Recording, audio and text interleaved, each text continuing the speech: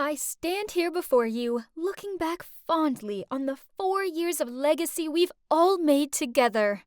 Do you see her? The girl in the graduation gown giving that awesome speech?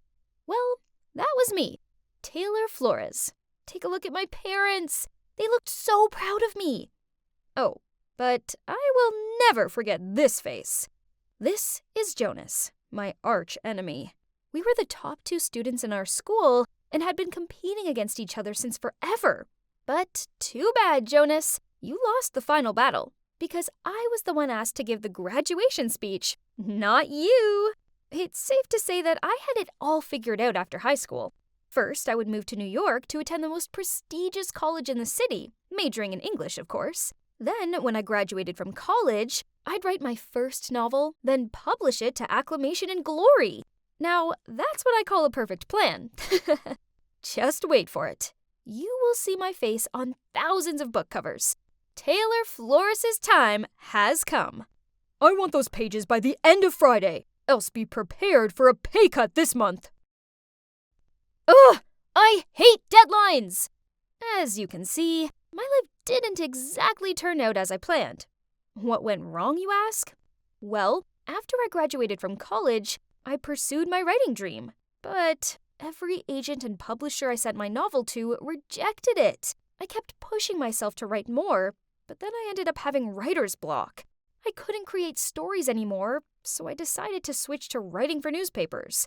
I used to think that if I had to write for a newspaper, then it'd at least be a famous one. But life is not a fairy tale. On the contrary, it's actually cruel and unfair. Well, at least it was to me, because my preferred newspaper rejected me a bunch of times. So now I ended up here, working for this unknown news website with an all-time grumpy manager. Okay, so back to what was happening at the office. Suddenly, my phone buzzed through an email. Oh no, it's an invitation to my high school reunion. No way I could go back to my hometown and see everyone. They'd all see what a loser I'd become and I'd be the joke of the party. All the worst-case scenarios were running through my mind until a call from Amelia came. It's my bestie from high school. She asked me if I was going, and I told her never in a million years. If you don't go, then everybody will assume that you failed in life and you're too ashamed to go. So the best thing you can do is to attend and keep your head up high. Man, Amelia really had a point and was great at persuading other people. No wonder she's now a lawyer. Ugh. So here I was, in front of the venue, feeling so nervous that I thought I may throw up. But it's now or never, right? I just needed to put my game face on. I entered the room to a load of unfamiliar faces. Huh? Was I in the wrong place? I was about to leave when I suddenly bumped into somebody and fell on the floor. Ouch! I looked up. It was a chubby lady who was holding her baby in one arm and gripping a toddler's hand with the other. I instantly apologized. I'm so sorry. I hope I didn't hurt the kids. Oh, it's fine. You're lucky my belly was big enough to block you. She then paused and took a closer look at me. Is that you, Taylor? You look great. Let's get inside. The party just started. Wait, she knew me. But who was she? I guess she did look familiar. Maybe I should wait for Amelia and ask her, as she had kept in touch with most of our classmates. I looked around, trying to find someone familiar to have a chat with, but my gosh, why was it so hard? But then I saw a woman who had beautiful, long blonde hair, and I instantly knew who it was. Jessica, the hottest and most popular girl in high school, and the captain of the cheerleader team. I walked over to her, and we began to catch up. We chatted a lot, and she was so funny. I don't remember her being so hilarious. My God, you're so funny, Jess. Hey, Jessica! I heard Amelia shout.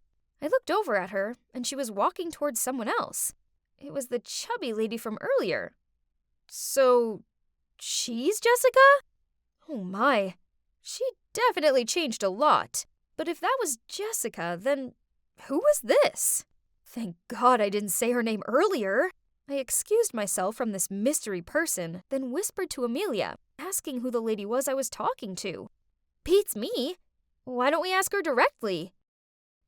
She then did exactly just that. The lady gave us a playful smile, saying, "Try guessing. Are you Ashley?" "Nope." "Natasha?" "Wrong." "Tiffany?" "Negative." "Wait, are you related to Jack Miller? You kinda look like him." "Almost correct."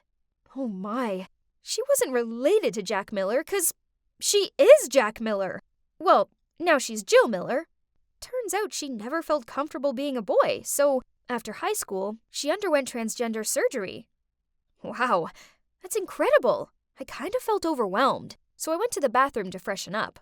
On my way out, I saw a familiar face. It was Luke, the most handsome guy in high school. He was picking up trash and putting it in the garbage can. Aw, what a nice guy. We talked for a bit and... Oh, turns out he works here as the janitor. He was the one who recommended organizing the reunion here, and he was cleaning up as much as possible so later it wouldn't take him so much time. For real? Who would have expected that? I went back to the party and saw Amelia talking to a guy. Oh, who is this handsome dude? Amelia beckoned me over and introduced him to me. I couldn't believe my ears. It was Jonas, my arch enemy. The chubby dwarf Jonas with a face full of pimples now resembled an Abercrombie & Fitch model. Jonas just told me that he's been promoted to a higher position in his company. Ugh, seemed like he still kept his bragging habit. Some things never changed. Suddenly, Jonas asked me, "And what about you, Taylor? How has it been going for you lately?" Oh, snap! I couldn't tell him that I was working for this awful news website. That would be so humiliating. So, thinking fast, I blurted out that I was a managing editor for this huge newspaper in New York. Jonas and Amelia looked at me in shock. In your face, Jonas. If I had a mic, I would definitely drop it. I asked Jonas what position he was promoted to, and he replied, "Oh, I got Chief Technical Officer." Huh, nice try, but it was no match for my amazing job. I won that battle, loser. Well, in general, the reunion went pretty well, even though I had to lie about myself, but whatever. It's not like I was gonna see Jonas again, right? Wrong. A week later, I received a Facebook friend request from him. First, I ignored it, but then a few days later, he texted me via Messenger, asking why I didn't accept him on Facebook. Ugh, that was so annoying. Fine, but first I had to readjust my page. I needed to hide photos, statuses, and tags that were related to my company. Done. Then Jonas began to text me. "It was nice seeing you the other day. Would you like dinner sometime?" I'm sorry, what? Was he asking me out on a date? Or was this a prank? 'Cause I live in New York. I told him that, and oh my God, he lives in New York too. Ugh, great. But the thing is, I told him last time that I'm an editing manager, and that's a busy job. So during our date, I asked Amelia to pretend to be my secretary and call me a bunch of times during dinner. However, before we could play our act, Jonas was the one who received a dozen calls and then had to leave early because of an incident at his company. After that, he texted me quite a lot, but still feeling bitter from being ditched at dinner the other day, I only replied to him after 30 minutes. Every time. But on days when he didn't text me, I found myself staring at my phone, longing to hear from him. Jesus. I was falling for him? Jonas? Why Jonas? I couldn't understand myself anymore and was unable to stop my feelings. So when he told me he liked me, I said I liked him too. And soon we became a couple. It was great at first, but then Jonas insisted that he drive me to work and pick me up. Oh no. I refused, of course, but he wouldn't take no for an answer. Ugh. So when Jonas dropped me at the fake office, I had to run. No, I had to sprint 5 blocks to my real office to make it on time. And then in the evening, I had to leave 30 minutes earlier to run back to the other office and wait for him to pick me up. The first 3 times, I could handle it. But Jonas wanted to drive me to work every day, That's enough. I needed a break from all this running. Eventually, I came up with an excuse. I bought a bike and told him that I wanted to ride to work, as it would be good for my health. Phew. I didn't have time to run 5 blocks each day anymore, because I had an important interview to prepare for. Oh yeah, I was applying to my dream newspaper. Again, if I did get in, I don't need to lie to Jonas anymore. And luckily, my interview went pretty well. I had a smile on my face as I walked over to the elevator. First it was just me, and then a bunch of employees went in. The elevator was about to close when suddenly, from the outside, someone put his hand between the doors. "Please wait!" And that's when I saw a familiar face. Jonas! Our eyes met, and we both looked shocked. Then one of the employees said to him, "Hey boss, I already finished the report, and will send it to you this evening." What? Why did the guy say that to him? When the elevator reached the ground floor, I quickly ran out of it. Jonas ran after me, held my hand, and said, "Wait, let me explain." What is there to explain? We both lied to each other. Jonas held me in his arms and tried to keep me calm. Then he began telling me everything. Oh my God. Turns out he's the actual editing manager of this newspaper.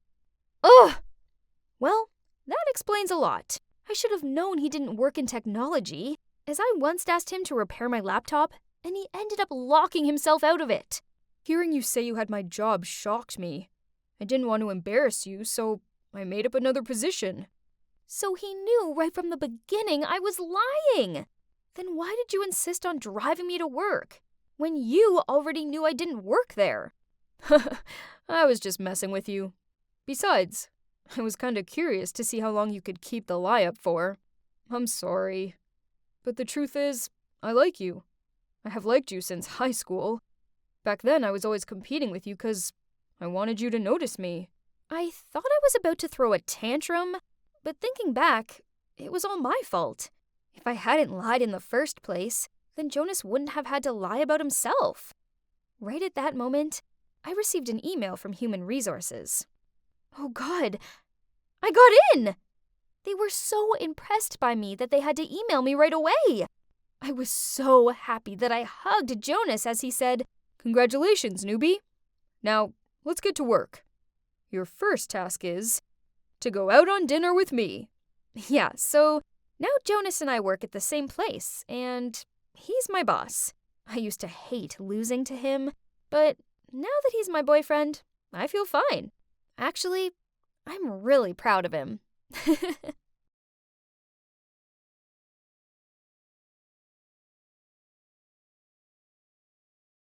It's almost the finish line. Just a little more. Come on, Bolt. We can make it. Yes, we've done it again. So, as you can see, the winner was me, Matilda, along with my horse, the heroic Bolt. This is our 3rd win in a row already. Woohoo! It may only be a small hometown race with a modest prize, but it's still gonna go a long way in supporting my grandparents' farm. Now it's time for this guy to rest. Good boy, Bolt. You did amazing out there. A 16-hand stallion, healthy, glossy coat, and a well-mannered temperament. Geez, the horse dealers even follow me home now? I took a handful of hay, spun around, and hurled it at him. Go away! I don't want your stinking money. Bolt is not for sale. Right at that moment, my grandpa appeared. Matilda, that is no way to speak to our guest of honor. I apologize for my granddaughter's behavior. She's a firecracker at times. Teenagers, you know. Anyway, it's dinner time. Please join us for a home-cooked meal right this way. Huh? Guest of honor? Who could he be? Oh my God. It turns out the man was none other than Mr. Allen, the chairman of Allstellar Inc. Corp., the annual sponsor of my family's farm. I turned beet red and apologized profusely for being so rude to him. No problem, kiddo. I like your spirit. I thought it'd be a good idea to check out the farm I'm sponsoring, and I stumbled upon the racing tournament. Oh boy, you sure can race, can't you, girl? Not many can handle a wet track at that speed. We have our reservations about her skipping school and competing in such dangerous races. But Matilda's insistent that she was a part of this family, so it's her responsibility to help us, her only remaining relatives. Mr. Allen gave me this thoughtful look, then said, How about this? The annual sponsorship for your grandparents' farm stays the same, and on top of that, you can move in with me and have a proper education. Did I hear him right? I gasped. But who will take care of my grandparents? Sweetie, we still have our health. We can run this place just fine. That's right, Maddie. Take your chance. Opportunities like this don't come twice. But what about Bolt? I can't go without him. Bring him along. I have a small horse farm where he can stay. You can help around the stables, and we can call it payment for your school fees, alright? Well, I guess that's settled then. Yay! 1 week later, Mr. Allen sent his driver to pick me up, and the new chapter of my life started from here. Wait. Oh my god. This can't be it! Mr. Allen said it was a small horse farm, but this place, it's enormous. As soon as I stepped out of the car, a girl my age rushed over and hugged me. Matilda, you're finally here! I'm your new sister, Judy. I greeted her back with the widest smile. She seemed so sweet. She led me over to the front porch where Mr. Allen and a woman were waiting for me. It must be my new mom, but why was she giving me such a strange look? Before I could even introduce myself, she turned and walked into the house. Maybe she wasn't feeling very well. That evening, I dined on a lavish meal. We chatted lots, and the Allens seemed fascinated by my childhood life at the farm, especially Judy with her 10,000 questions. Sis, so, is it true that you have never seen your parents? Yeah, my father passed away in an accident before I was born, and my mom also left me when I was an infant. On hearing that, Judy gently comforted me while Mr. Allen smiled and said, Now, besides your grandparents, you also have us, your second family. You got a sister, a new dad here, and also your caring mom. Right, darling? Mrs. Allen flinched and dropped her fork. I immediately leaned over to ask, Mom, are you okay? But to my surprise, she just yelled at me. Don't call me that! Feeling flustered, I stared down at my plate. Had I done something wrong? Over the following days, I tried my best to get closer to Mom, but I was always met with coldness in return. One time, seeing Mrs. Allen was resting outside, I brought her an iced coffee. But as soon as she saw me coming over, she placed her hat over her face, pretending to be asleep. On another occasion, I complimented her dress, but she just stared at me, then walked away. I really wanted her to like me, but it was useless. She clearly detested me. But at least I still have Judy and Dad by my side. Judy tried reassuring me that Mom was a good person and that she just needed a little more time to get to know me better. As for Dad, not only did he send me to a top school, but he also encouraged me to follow my passion. All the afternoons when I got to watch horse racing and bet on the winning horse with Dad were so much fun. And as I watched the horses gallop past, a thought crossed my mind. What if Bolt and I were the one on that track, winning the race and bringing back the huge prize money for my grandparents? I couldn't stop thinking about this. So one time, on the way back home from a race, I asked my dad if I could compete. And he didn't even hesitate to reply. Why not? You do have a talent. How about give it a go?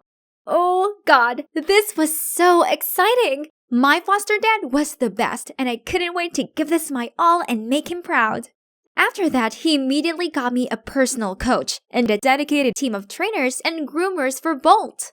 I'd never felt so happy, and Bolt had never looked so good. Everything was great, except that Mrs. Allen still seemed to have an issue with me. Every time I packed for practice, she always frowned and muttered stuff under her breath. Maybe she's irritated about the fact that an adopted child like me was receiving much more than I deserved, or something. But anyway, whether she liked it or not, with my talent, I'll quickly rise to be a brilliant rookie. One morning after practice, Judy came up to me and said, Matilda, can you teach me how to ride a horse? It might be a little scary for a first-timer. Are you sure you want to try? Yes, please. If I know how to ride, I can spend more time with Dad just like you do. I looked at her angelic, hopeful face. How could I say no? So I helped her onto Bolt and taught her how to hold the reins and do a few commands. It went smoothly at first, but suddenly Mrs. Allen came out of nowhere and shouted, What are you doing? Judy, come down right now. Startled, Judy misjudged her movements and tumbled off Bolt. As we both rushed over to check on her, Mrs. Allen pushed me aside, which caused me to fall onto my butt. Do you know how important legs are to a ballet dancer? Are you intent on ruining her future? Before I could reply, she shouted, "What an incompetent kid! Get out of my sight!" Ugh, it was just a few scratches and bruises. Why was she so serious about it? And incompetent? Huh, fine. I'd show her what an incompetent kid can do.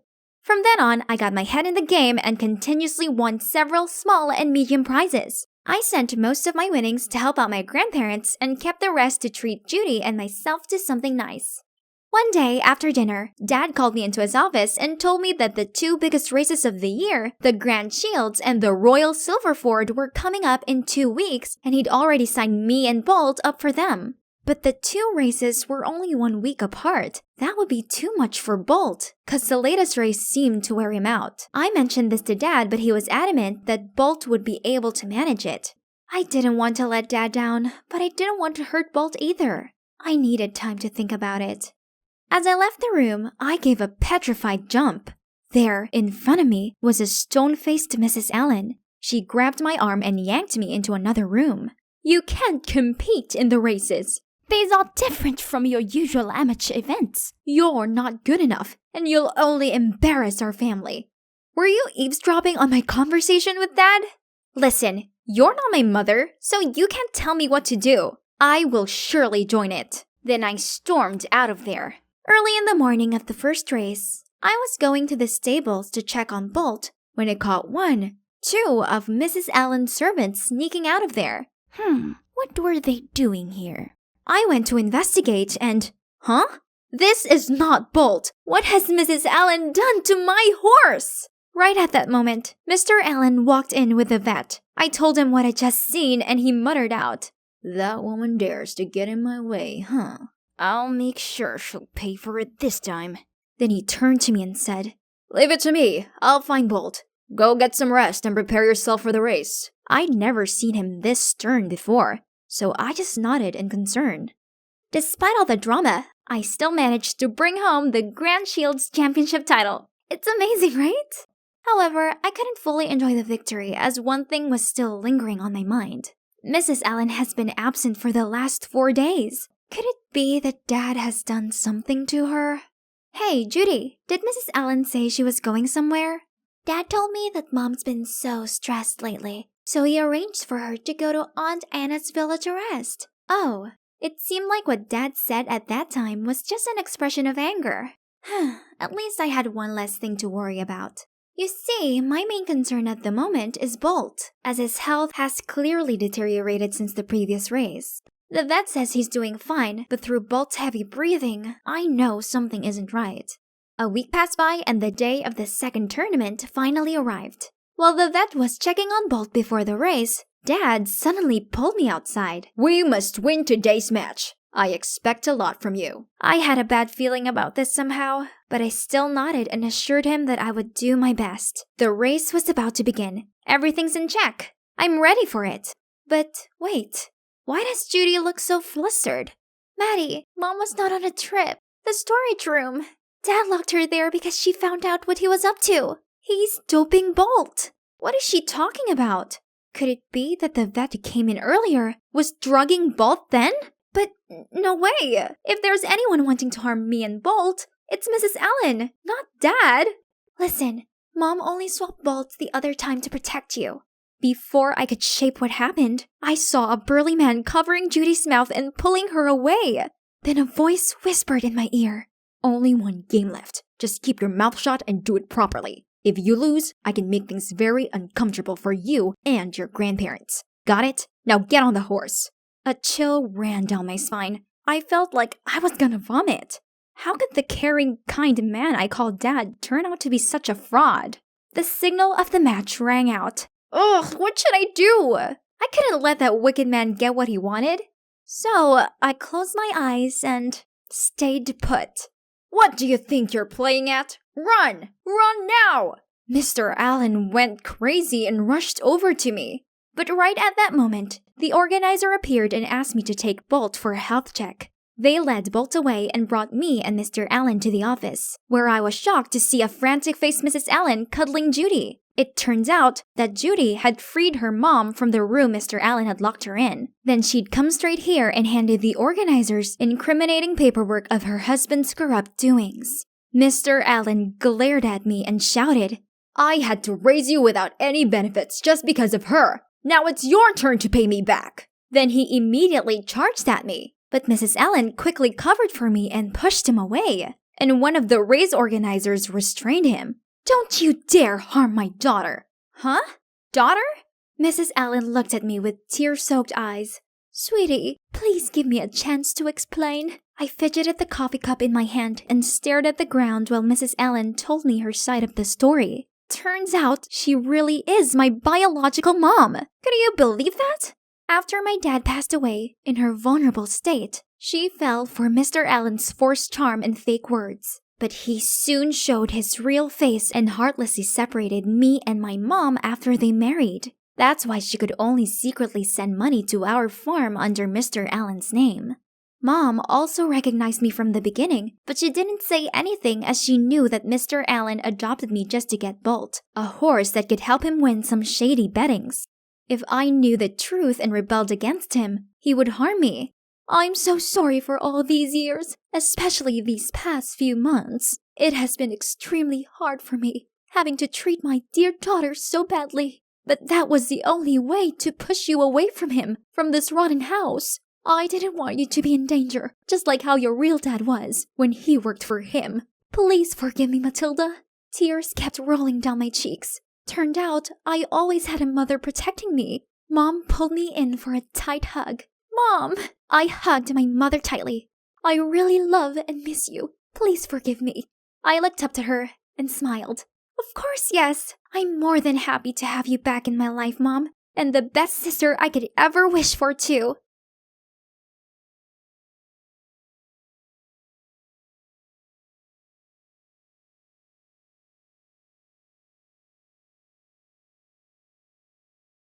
Hey, I'm Millie. I'm 14, and I have the biggest crush on my older brother's best friend, Jason. When my brother said Jason and his other friend were staying over that weekend, I was super excited.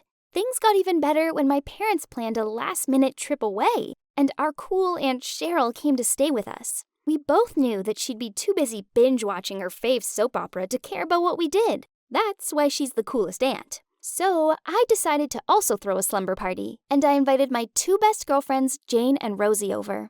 My plan was that we could order pizza and ask my brother and his friends to join, so I'd have a chance to hang out with Jason.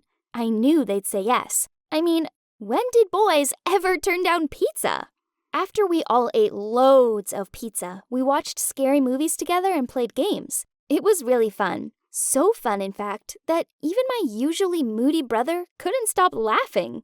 I wore my cutest pajamas and was extra nice to Jason, making sure he always had a drink and stuff. We played 2 truths and 1 lie, and the boys lost. So we made them give up the mattresses in my brother's room for us to sleep on, as sharing my bed with 2 friends was kinda uncomfortable.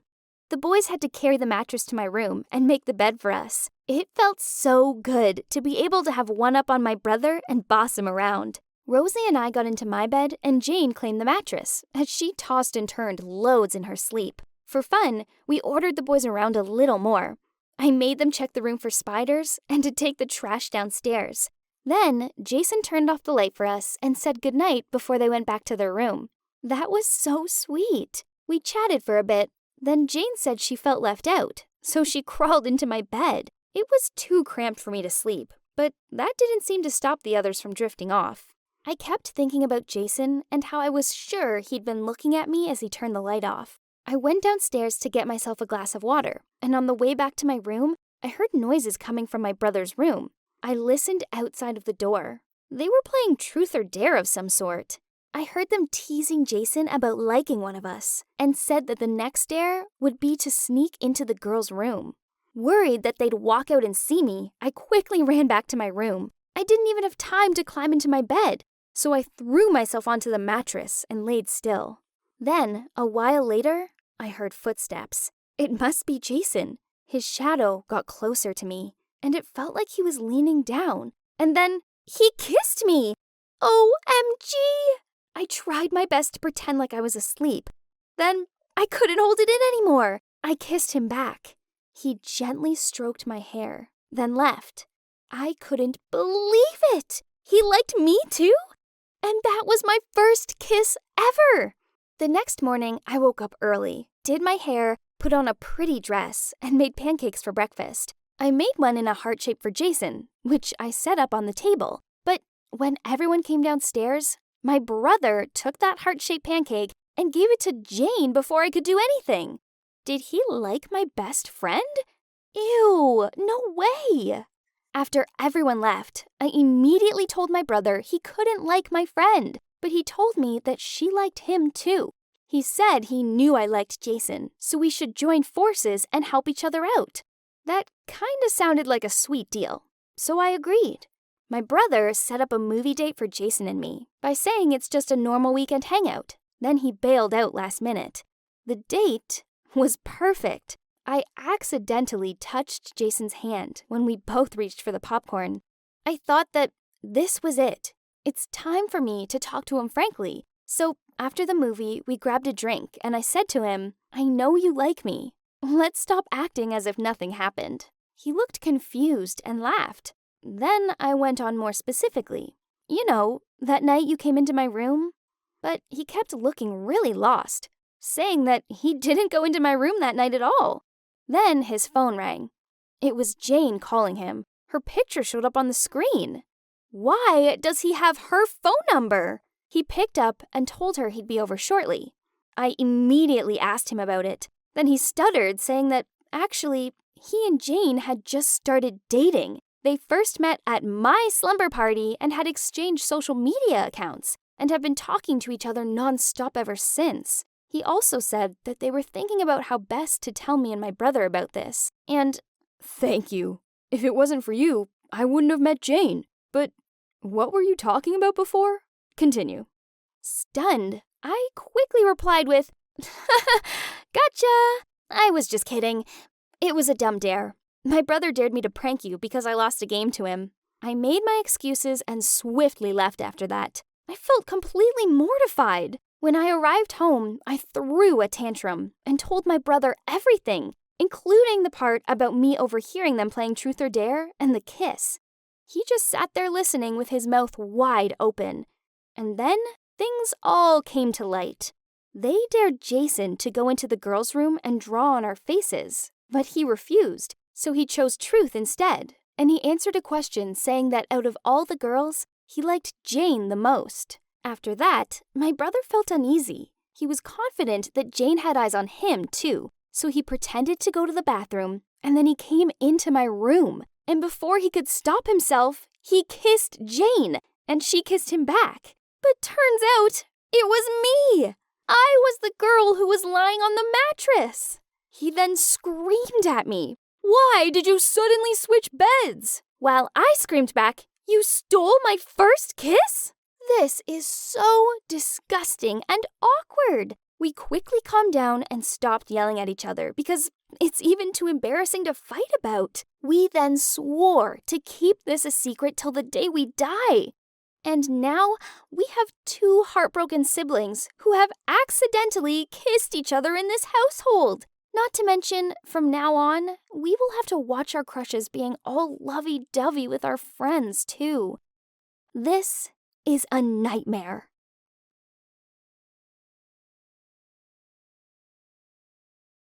Hi everyone, I'm Amanda, and I'm 17 years old. This is a story about how I fell in love with my adoptive dad and the crazy things I discovered because of it. I need to be honest, as I've not had the easiest life, so when I fell in love with him, I probably wasn't thinking straight. My childhood was tough, as it was just me and my mom, and we lived in a slum in the city. My mom was pretty irritable, and she always took it out on me when she'd had too much to drink. I got used to it quickly, and hardly even cried when she did this. I just thought it was normal to be treated like this. But when I was 7, my mom got arrested for fraud and drug use, and she got sentenced to 10 years in prison. I'll never forget the moment the police broke our door down and took my mom away. It was late at night, and I just screamed and cried. All I had was my mom. Without her, I was nobody. Even though she hurt me when she was drunk, she was still my mom, and I loved her so much, and she loved me too. After she was taken away, and the police said I wouldn't see her for a while, social services placed me in an orphanage.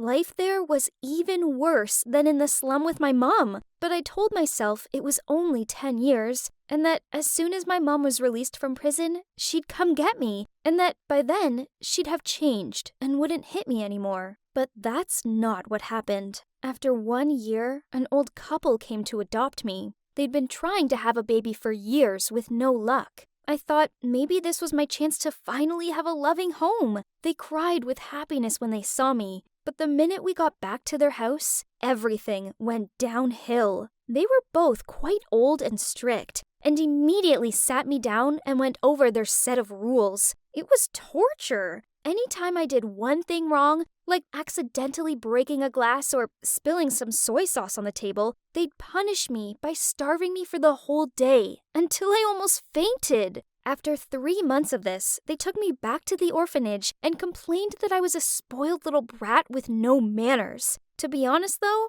I was relieved. They were old and grumpy, and we clearly weren't well suited. Years passed by, and when I was 12, I was adopted by another family who ran a small restaurant. I stupidly thought it would be better this time, and at first it was. But pretty soon, they started making me help out in the restaurant, doing all their chores and even the housework at home. I very quickly realized they'd basically just adopted me so I could be their maid. But there was one nice thing about this family, their son. His name was Jose, and he was 2 years older than me. Unlike his parents, he was actually super kind. He would often steal food from me from the kitchen and even helped me finish the chores. But one time, his mom saw Jose helping me and thought I'd forced him into it. She was so angry at me, she took me straight back to the orphanage. I couldn't believe it. After 4 years, they just sent me back. After those 2 disastrous attempts at being adopted, I thought I'd never find a family who actually wanted me.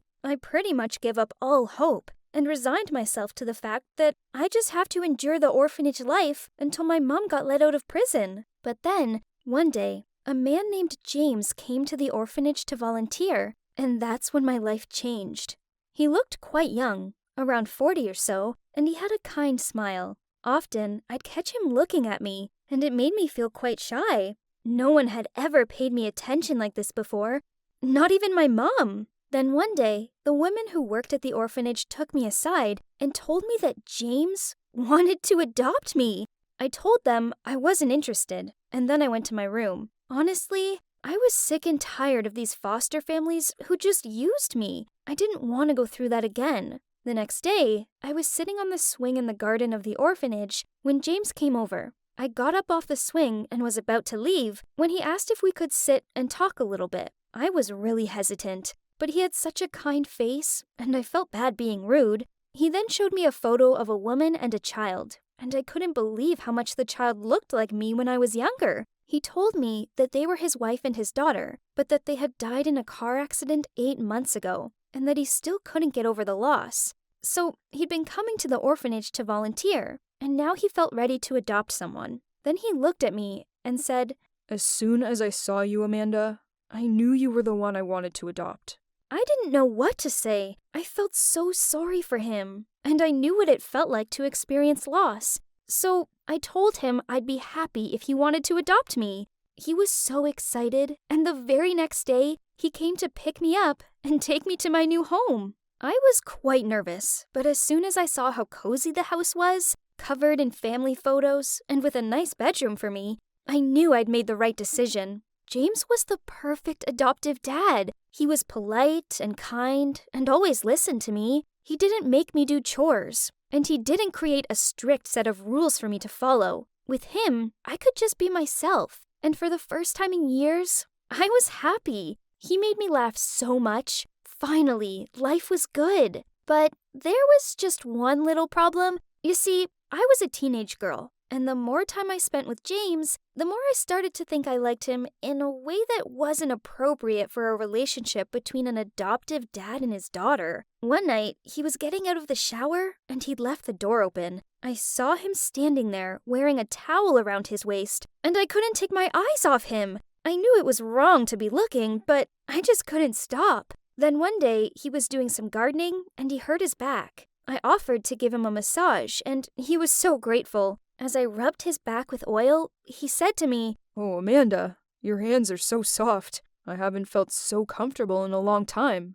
I was glad he couldn't see my face because I was blushing like crazy. Afterwards, he offered to give me a foot massage, but I said no because I didn't think I'd be able to handle it. I liked him so much, and that night, I went to bed wondering if he liked me too. And then one night, he asked if he could read me a bedtime story. Even though I was 16, he said he'd always read to his daughter and he missed it. So I said sure he could. And then, you won't believe it, he fell asleep next to me, in my bed. I barely slept a wink that night. I just watched him as he slept and had to stop myself from reaching out to stroke his hair. I so badly wanted to tell him how I felt. But for now, this was enough. Just being close to him and getting to have a peaceful life together. Little did I know that our peace was about to be disrupted. A woman moved in next door to us. Her name was Rosa, and she was seriously gorgeous. After she'd unpacked, we went over to say hi, and straight away,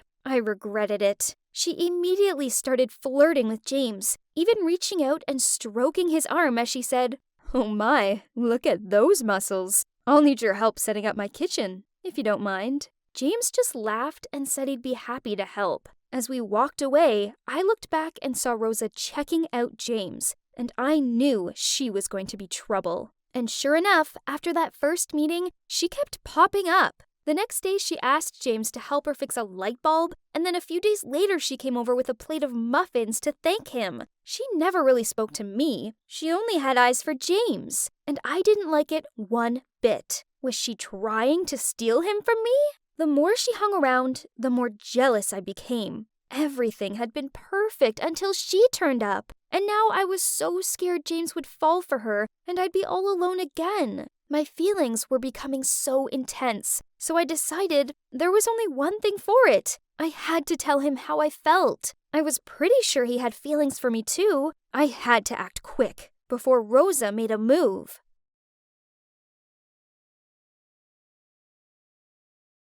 Hello, my name is Dixie, and I have quite a peculiar story for you today. Shout out to Animated Story Show for telling my life story, so please like and subscribe to the channel. I used to have a perfect life. My mom is a lawyer for a top law firm, and she's rarely home, but my dad works from home. And together, we were the best team. And Dixie keeps running, and oh, can she make it? Whew! Yes, she does! Woohoo! And she shoots and she scores! Oh my god, what is going on here? Today is our father-daughter tournament. And guess who's winning? Well, this tournament is over. David, you cannot continue to raise our child like a rascal. Clean this place up and come help me make dinner, Dixie. My mom was a total killjoy. At dinner, I was excited to discuss my upcoming birthday with my mom and dad. I finally wrote down what I want. There's only one thing on the list. We have talked about this. You are not getting a sister. But why? Pretty please, Mom. I promise I will help with the baby, and I will even stop playing. No, we are not having any more kids. Write something else on your list. But Mom, it's all I want. Then want something else. Come on, baby. There must be something else you want. A baby is quite a tall order. If you guys don't give me a sister, I'm going to go on a hunger strike until you listen to me. Suit yourself. I'm too tired for this. Now let me have my dinner in peace. Of course she wouldn't care, even if I starve myself. I went upstairs and screamed into my pillow. My mom was so impossible. Hey, honey, are you good? Your wife is killing me. Come on, baby, cut her some slack. Having a baby is a big deal, and it might not be a good time for your mom and me because of work and, something else. What else? Of course, work is more important to her than us. Your mom might work a lot, but trust me, she loves you. And I have the perfect gift for your birthday. It is going to be amazing and better than a crying baby. I doubt that, but we will see. A few weeks later, on the eve of my 14th birthday, everything fell apart. I was in my room when I heard commotion downstairs. It must be Dad setting up decorations. But then I heard Dad and Mom yelling at each other, so I ran downstairs to see Mom sitting in the dark. Mom, why are you sitting here alone? Where's Dad? And why didn't he do my decorations? Honey, there is no easy way to tell you this, but your dad left us. We have been having issues for a while, and I tried to keep us together, baby, believe me. I tried, but he walked away. Liar! Liar! You are lying! My dad will never do that! I will call him right now, and he will tell me that you are lying! But Mom wasn't lying. I called every day for weeks, and Dad never picked up the phone. He was really gone. I couldn't believe it. How could he leave me without a goodbye? As if things weren't bad enough, my mother walked into my room one day wearing the most ridiculous country outfit. We are moving to the countryside. What? To the countryside? Why? I figured that being here in this house might be too much. And if we are going to heal, we need a fresh start. New job, new home, new life. And it's summertime, so you have plenty of time to settle before school starts. I am not leaving. What if Dad comes back for me? He will not. I don't believe you. You're just trying to take me far away from him. Pack your things. We're leaving today. Mark my words. I will not move. I will not.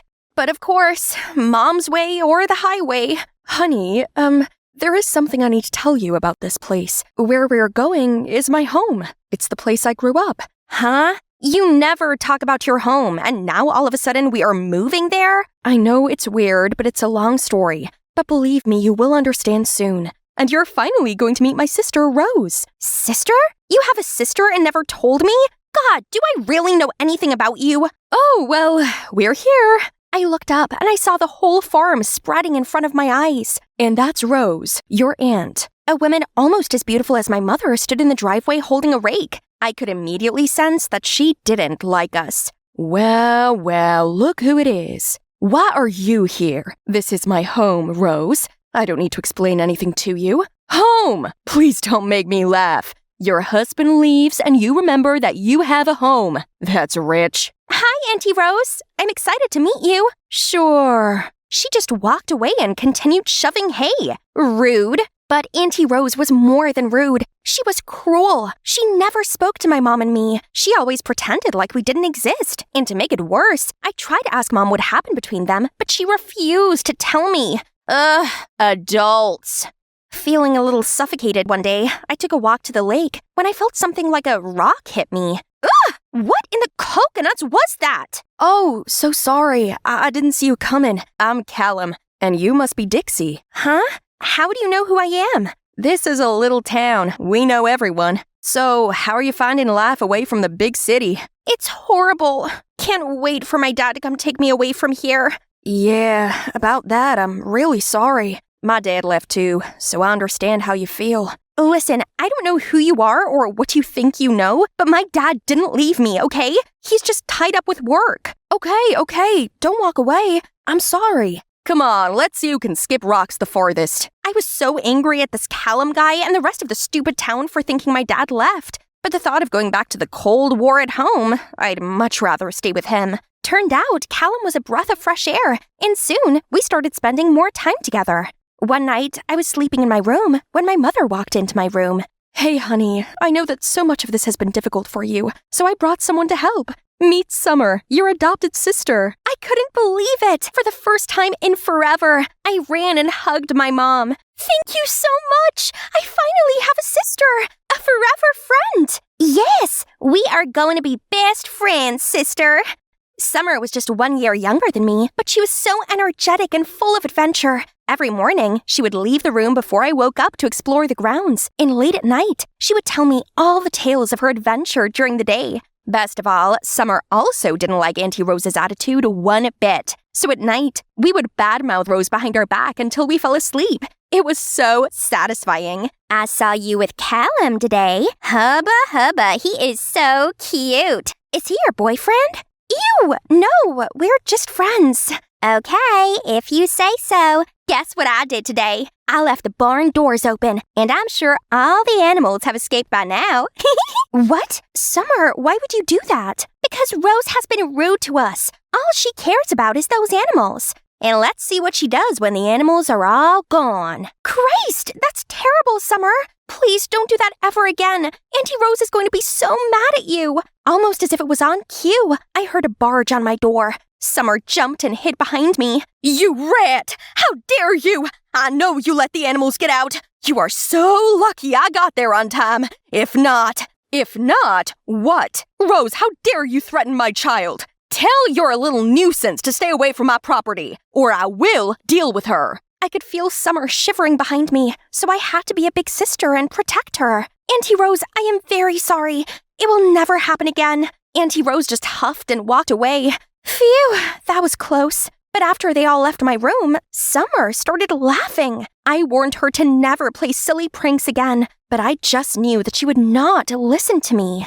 The next time I hung out with Callum, I told him what happened. Summer keeps playing pranks on Auntie Rose. I'm worried she's going to make Mom and Auntie Rose fight even more. Well, maybe she's just trying to adjust, and it's her own way of acting out. She has to get over it quickly because bitter Auntie Rose doesn't play. What's Summer like, by the way? She's sweet, but she's always busy going on her wildest adventures.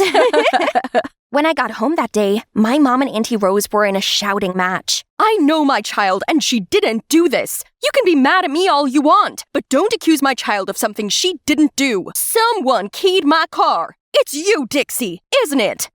I didn't do it. I told you. Is this why you came here? To torture me? Haven't you done enough? After all these years, I can't believe that you came back to continue to cause me pain. Rose, please no. Then Mom started to cry too. Can you please tell me what happened between you guys? Enough with the secrecy. When Rose and I were teenagers, she had a piggy bank where she saved money to get out of this place and start her life somewhere new. She never wanted to stay in the small town, but then one day, your grandparents expected me to take over the farm, and I panicked. So I stole her piggy bank, got on a train, and left. And because I left, Rose was stuck here with a farm. Ugh, I hate that I hurt my sister, but I don't regret it. If I didn't leave, I wouldn't have met your dad, and I wouldn't have had you. Oh my God! I can't believe you did that! That's why she hates us! You ruined her life! I know! That's why I came back. I want to fix things, but everyone I love hates me. Your dad, you, and my sister. Maybe I am just a terrible person. What you did was terrible, but you are not terrible, Mom. But you have to apologize to Auntie Rose and do whatever it takes to make it up for her. I was happy Mom admitted her wrongdoing and wanted to make amends after all. So we all had a heart-to-heart conversation when Mom finally had the courage to apologize to Auntie Rose. She was still mad at first, but then, you know I resented you for many years. But because you left me with a farm, I realized how much I loved the land and eventually found my spiritual healing here. So in a way, I have to say thank you, and sorry for being mean to you. We all shared a warm embrace. It felt so good to be a family again. When I got back to my room, I was glad to see Summer there. Oh, thank God you're here. Where have you been the whole day? Busy wandering around plotting my new prank on Rose. You have to stop messing with Auntie Rose right now. She and Mom actually patched things up. Then I told her everything, but to my surprise, no, messing with her is fun, and I like it. If you don't stop, I'm going to tell everyone. You can try, but no one would believe you. I am the cute and cuddly one. Summer, why can't we just get along? Why do you have to break my heart, just like everyone else? Ask yourself. Don't put that onto me. I was so furious. What type of sister from hell was this? But she was right. No one was going to believe me unless I caught her in the act. But before I could do anything, I got carried away with the work at the farm. One day, Callum and I were helping Mom in the storage house when Auntie Rose ran in. Someone destroyed the chicken coop, ran a tractor into it. What? That was it. I know who did it. It was Summer. She is the one who has been doing all of it, not me. I tried to take the fall for her and talk her out of it, but she is not listening to me. Rose looked at me like I was insane. You are a terrible liar. I know you did this. I have proof. She pulled out a video, and I felt like I was being sucker punched. It was me. I was driving the tractor, then I crashed it and started laughing hysterically. No, that's not possible. I didn't do that. Summer did. Summer did all of it. I tried to fix it so Auntie Rose could forgive Mom, but she got upset with me and started doing more daring stuff. Sometimes I found her pranks and fixed them before you saw them, but I couldn't get it all. At this point, everyone was staring at me with so much concern in their eyes. Honey, who is Summer? Summer, my sister, the one you adopted. I didn't do that. You have no sister. Wait, I think I know what is happening. It makes sense now. Dixie, Summer is not real. You made her up. That's not true. You know her. I don't, actually. I never met her. Oh, my poor baby. You need help. I am not insane. It's okay, sweetheart. It's okay. Mom and Auntie Rose then drove me to the hospital, where I would be given therapy. Callum also came with us and sat with me in the waiting room. I can't even trust my brain again. I don't even know what's real anymore. Did I also imagine you too, Callum? No, you didn't. I am real, Dixie, and I will be here with you every step of the way. Right then, Mom and Auntie Rose came back after talking to the therapist. Dixie, honey, I'm so sorry for not listening to you and your needs for so long. I knew you always wanted a sister, but I never took you seriously. It was my fault. If I had been there for you, listened to you, and hadn't been so controlling and distant to you, things might have been different. But now I promise I will always be here with you, and you're going to be okay. I promise. What about Summer? You don't need Summer. You have us. All of us. Hello there, my name is Hope, and my life just became fabulous. My parents are from India, and they moved here when my mom was pregnant with me. Things were tough when I was a baby, but when I turned 7, everything changed. My father invented this super cool app that lets you detect diseases from your phone, so we became rich and moved to Beverly Hills. Kana, look, that mansion over there belongs to Rihanna. Oh my god! Rihanna is my neighbor for real? Eek! Man, Beverly Hills was paradise. But there was one little problem. I had no friends. We moved during the summer, so I had to wait 3 months to meet the kids at my new school. I was bored out of my mind in our mighty mansion. One day, I decided to go to the playground. There were so many kids playing and having fun. I tried to approach some of them, but they paid me no mind. So I decided to watch them instead from the top of the jungle gym. Hey, you there! Me? Duh! Who else is flipping around like a monkey up there? Are you new? We're playing princesses. Come and play with us. Yes! I jumped down so fast I almost hurt myself. But that was how I met Meg and Becky. I was shocked to find out that Becky was my neighbor. Our houses were right next to each other, and I could literally talk to her from my balcony. Meg, on the other hand, lived at the end of the street, so we decided to meet up every afternoon and play till the sunset. Then school finally started, and we were an iconic trio. Becky was the prettiest girl, with blonde hair and teeth so perfect she didn't need braces. Meg was the cheeky, sporty one, a soccer prodigy, in her words, while I was the mysterious new girl, who was friends with 2 of the most popular girls in school. And things stayed great as we entered high school together. I was no longer the mysterious new girl. Popularity wasn't my thing anyway. I was just glad I found my place in the tech club. Hey, Hope! Meg's asking us to go to the mall this afternoon. You coming? Oh, I can't. My family's celebrating Diwali today. Diwali? That sounds exciting. Can I come? We have never had non-Indians for Diwali before. But since you're my bestest friend, I doubt that my mom would mind. Yay! By the way, I have something for you. Here, whenever we're close, it will glow like this. Whoa! Did you make these? See, you're really talented. If you would, Becky, we've talked about this. Joining the tech club is enough for me. Now let's get going before my mom scolds us both. Becky came over immediately, and she was so excited. She helped us set up and helped me wear my sari, and even joined in the prayers. Everyone was happy to have her around. Diwali went great. My mother had the best time teaching Becky about the Indian culture. Later that evening, a heavy rain started, so Becky stayed for the night. We were having tea in the living room when I heard a loud bang on the door. I opened up, and it was Meg, soaked in the rain. Oh my god, Meg, are you okay? Becky said to wait for you guys at the park. I was waiting when the rain started. I went to her place and was told she was here all day. Why didn't you tell me? Oh no, Meg, I'm so sorry. I meant to text you, but I forgot. You forgot? We've been friends since we were in diapers, but the moment Hope showed up, you abandoned me. That's not true. What's that on your wrist? Hope's too? They're friendship bracelets. I can make you one if you want. So that's how you think of me all this time. Just a surplus? Meg, wait. She didn't stop, but walked straight into the rain, and everything changed from that day. We tried to make peace with her at school, but she acted like we were invisible for days and even started a new clique with her soccer teammates. Poor Becky, she seemed so hurt. Well, if it isn't the lovebirds. Tell me, Becky, how does it feel being replaced? Hurt, right? We get it. You find new friends. No need to rub it in our faces. Hope, have you been shopping at Goodwill again? Are things good at home? I think the homeless person you borrowed this coat from needs it back. Remind us, Meg, does your mommy still need you to cut meat into little pieces before you eat? That was 4 years ago. How dare you? Was it? What about those bed accidents? Her minions cracked up. Even Becky couldn't contain her giggling. From that day on, Meg was determined to get on our backs. We figured out she must have been mad at us still, so we decided to keep distance every time we saw her. I finally got time for myself, but suddenly Becky came rushing in. Hope, I just saw the tech teacher put a sign-up sheet for the annual national tech competition, and guess what? I already signed you up. This is the year you'll kill it. Bex, you shouldn't have done that. I'm not ready. That competition is a cutthroat. What if I don't make it past the group stage?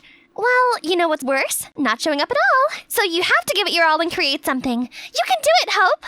No, you don't. Hello, ladies. Yuck. You again? Can't you see we're in the middle of a conversation, Charles? I'm not speaking to you. Hi, Hope. I saw your name on the sign-up. I know you're going to kill it. Stalker alert.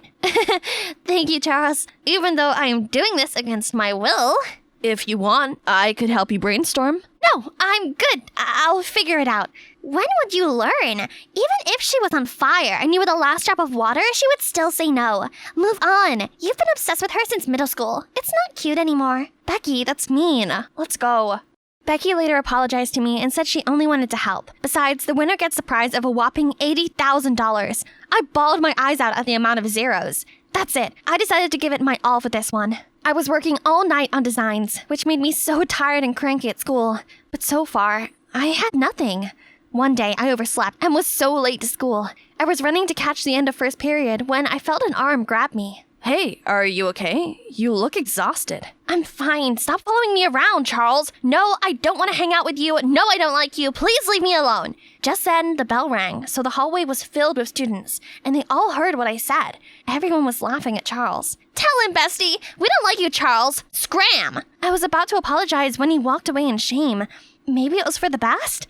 I was getting tired of rejecting him every day. I had too much to work on. I had an idea for an app and knew that my family depended on it. In no time, I stopped worrying and started feeling confident. My app was indeed a masterpiece. One day at recess, I was in the bathroom stall when I heard the most disturbing things. Did you hear the thing about Hope? I heard that her father's app is a failure now, and that they're so poor they might have to live in trailers soon. Yeah, I heard it.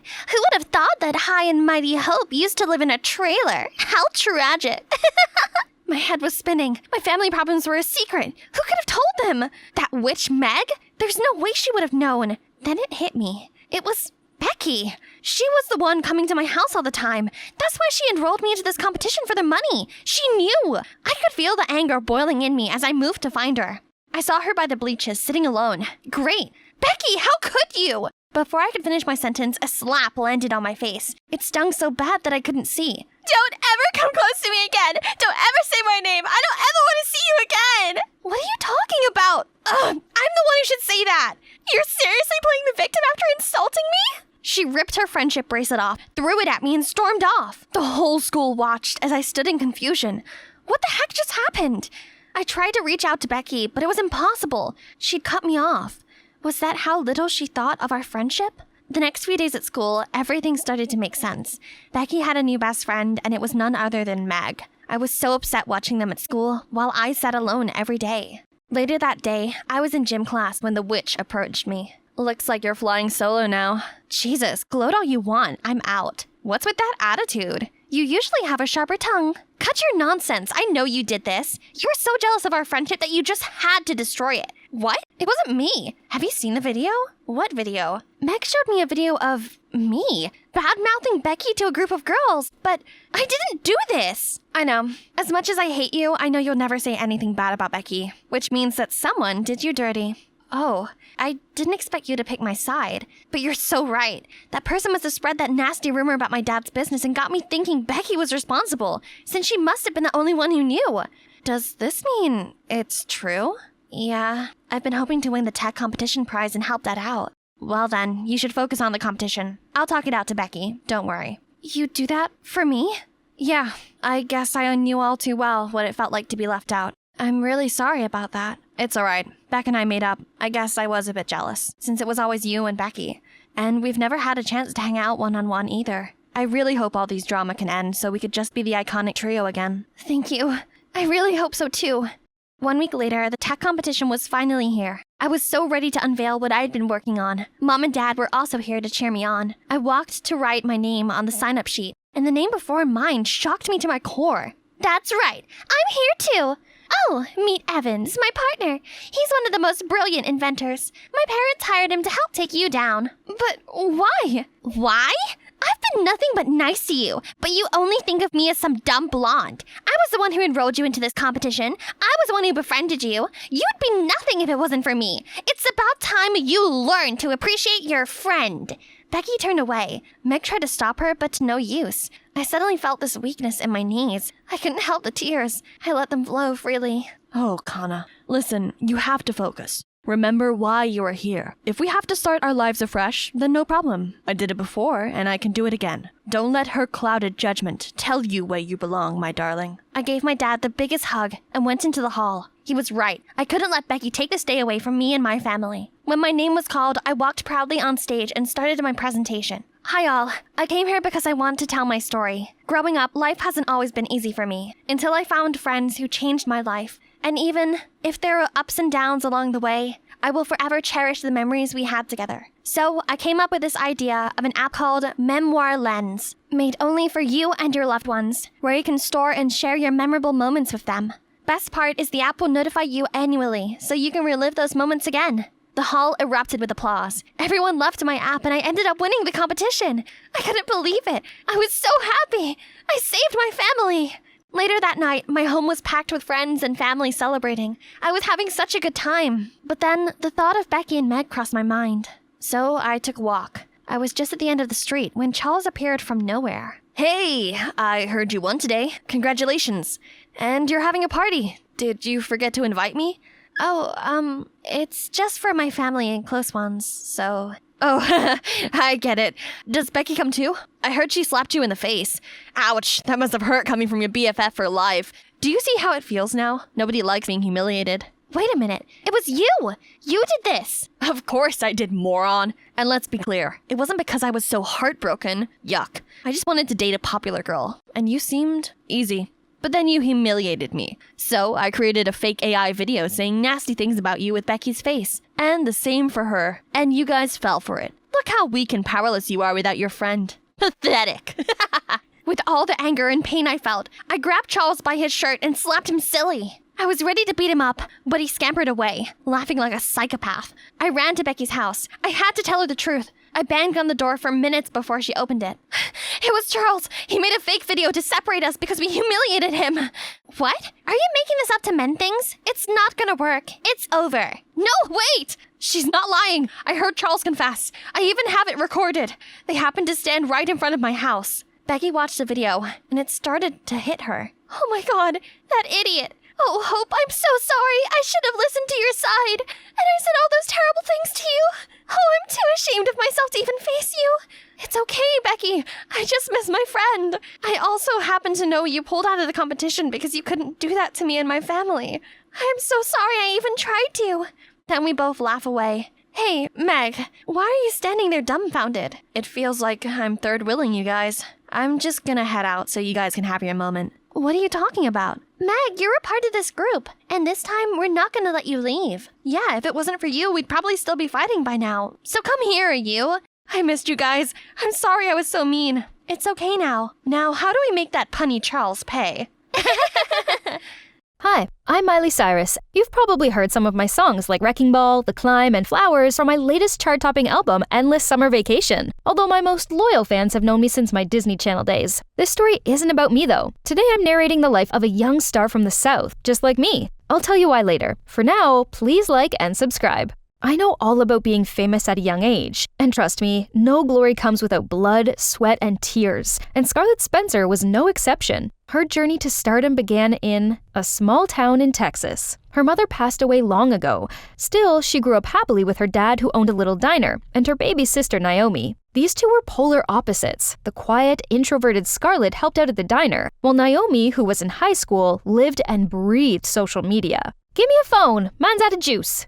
"Man, this brick's been only to call and text for years. It should have something new." In case you still haven't figured it out, well, Naomi's creating an Instagram account under her sister's name to post pics. "Give it back. I need it now." "Naomi, I already said I don't like social media. What's with this photo and the Ritz-Carlton and ridiculous caption? We were just there for Dad's delivery." "Relax. Everybody has a social media presence these days. That photo will get you tons of hearts and followers." Honestly, if my sister ever did that to me, she would have been 6 feet under by now. But Scarlet let Naomi off the hook, because to her, Naomi was her bestest friend, who she could tell everything to, while Scarlet was the best sister she could ask for. Naomi knew she'd never find anyone else who'd satisfy her every whim like that. They frequented this spot by the lake for a stroll, a jog, or simply pouring their hearts out. "I want to go where culture is, like New York or LA. The only thing exciting in this town is probably a party bus that comes by every millennium." "You're a big dreamer, and that's good, but isn't a peaceful and quiet life nice too?"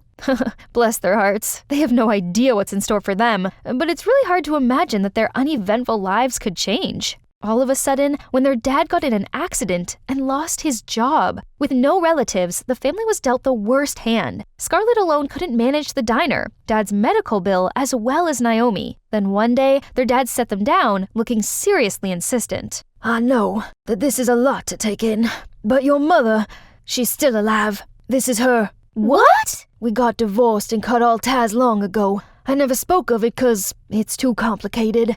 Now that your old man is in this situation, you should go to your mother and shouldn't have to suffer because of me." Both of them were too shocked to speak. Scarlet went to her room, the photo squeezed tightly in her hand. "Is this really my mother? When are we leaving?" "What are you excited about? All we have is this address and her photo. What if she won't accept us as her daughters? She abandoned us all those years, remember? It's still worth a try. Do you know, I've lost count how many times I've wished for a mother, and then this happened, like a miracle." Scarlet tossed and turned all night because of what her father revealed just now, while Naomi thought long and hard about what she would wear.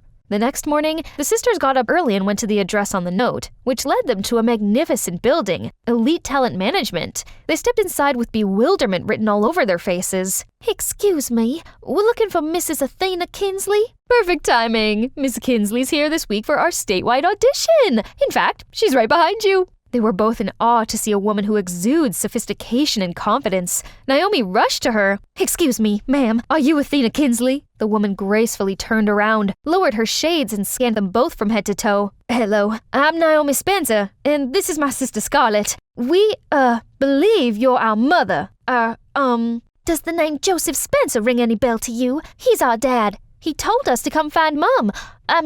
You." That was awkward, but they got a reaction out of the Ice Queen. She was shooketh, but quickly regained composure. "You two, come with me. Clear my schedule." The girls followed her with uncertainty. When they reached the elevator, everyone inside immediately got out. Some of them even bowed to her. During the elevator ride, Scarlet and Naomi looked at each other in confusion about this lady who's supposedly their mother. Athena got down to business as soon as the door closed. "I thought your father wanted you to forget that I existed. But here you are. Start talking." While Scarlet talked, Naomi looked around Athena's office with great excitement. Her eyes lit up when she saw a photo of Athena with Beyoncé. "Dad needs—" "Did you work with Beyoncé?" "Yes, she's still one of my clients. Miley Cyrus, Jennifer Lawrence, Britney Spears. I've worked with all of them."